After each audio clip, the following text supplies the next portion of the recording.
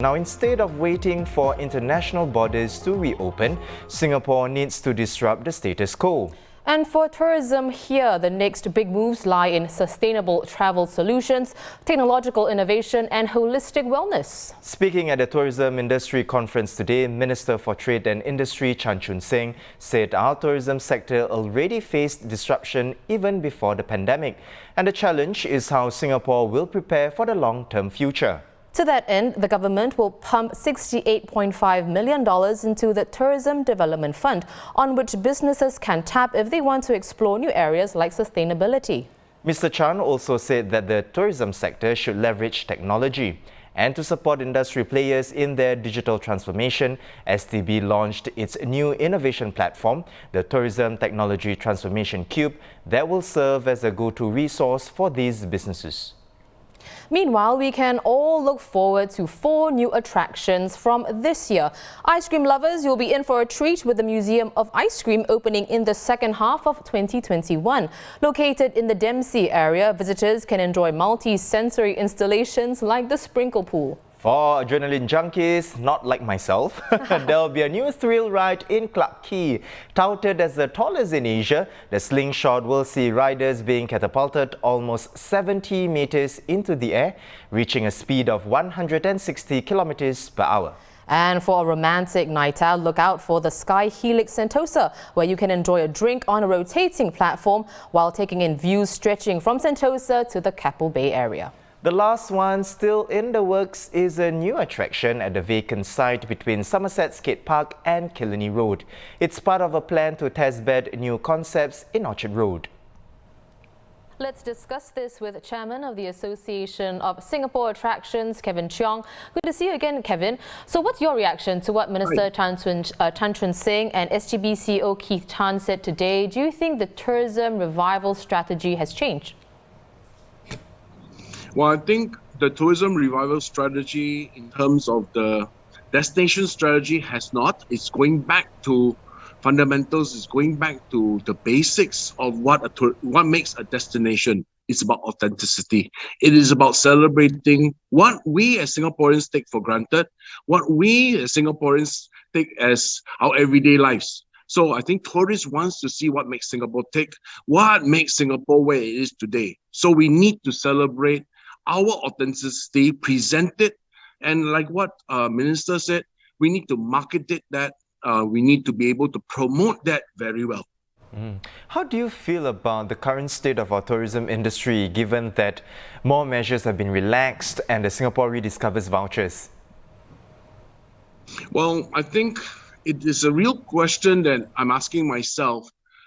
About 20% of the redemptions have been made. What will drive the other 80% to visit attractions or use their vouchers for a staycation? It's coming back to, well, if freebies don't work, what will? So is Singapore's attractions and our products too touristy? That's a question which I'm asking myself right now, and I'm quite bothered by that. But at the same time, when we start looking at the current situation, what's life going to be after the SRVs, right? When there are no more incentives to come, freebies, and the borders are still shut, what happens next? That is very bothersome right now. Right. Kevin, what is your association's medium to long-term plans for attractions in Singapore? And do you think these plans will be reworked based on the announcements made today? Well, the association has gone back to the drawing board because we're really looking at a few things. One, digitalization of how do we promote ourselves, especially for the post-arrival visitor. But also this thing about the resident visitor, right? How do we reach out to them? I think the past 1 year has helped us recalibrate this, and we are working with our members, with STB also. How do we address this into the short and medium term? Longer term, we're also looking at the skill sets of the future. Yes, I know Minister talked about storytelling. He talked about this use of digital marketing. But for our frontline staff, I think it's no longer just about service. We're looking at what we call HSSS, which is health, safety, security, and service. The multi-role, the multi-tasking and the multi-skills of our frontline is very important.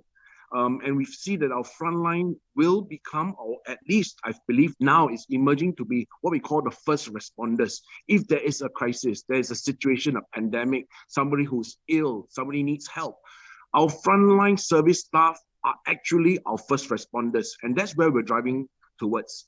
And another thing about what we're trying to do with not only the association, but also helping our members is to how to weave in the sustainability story.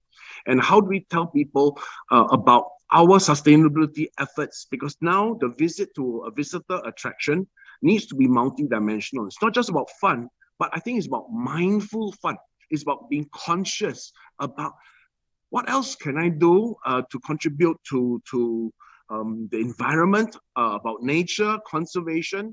So all these things that we've been thinking about for the past year augments well with what Minister and Keith mentioned. And I think that's really given us the confidence to say, yes, we're in the right direction. Also announced today, Singapore will have 4 new attractions, with one still being in plan. Can we get your quick assessment of the other 3? Well, any new product, any new experience adds to the landscape. Whilst, yes, we are competitors to some extent, but it's the variety of experiences, the depth of the various experiences that we have in Singapore that makes us vibrant as a destination, not just for the tourists, but also for the residents, because it also shows confidence of these new investors, new products coming on stream, that there is a future. However, my personal biggest issue is these are what I would call, it can be what I call a Me Too product. That means, it sucks up the landscape and all that, but is this an authentically Singapore experience? Well, I hope we can try to make it more authentic, more original, and more Singaporean. Well, thank you so much for setting aside time to speak with us today, Kevin. We've been speaking with Kevin Cheong, Chairman of the Association of Singapore Attractions.